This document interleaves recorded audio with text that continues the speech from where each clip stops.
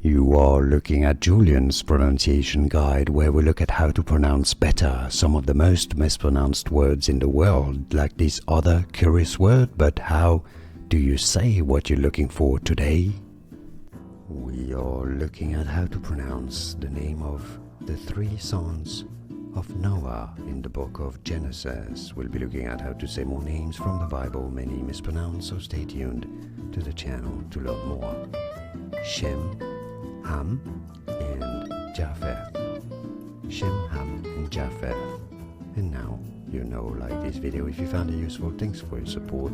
It helps me a lot. More videos for you here to learn more correct pronunciation of names from the Bible. Thanks for watching. Here are more videos on how to pronounce more confusing words and names too many mispronounced. Like this video if you found it useful. I appreciate your support. I'll see you soon and thanks for watching.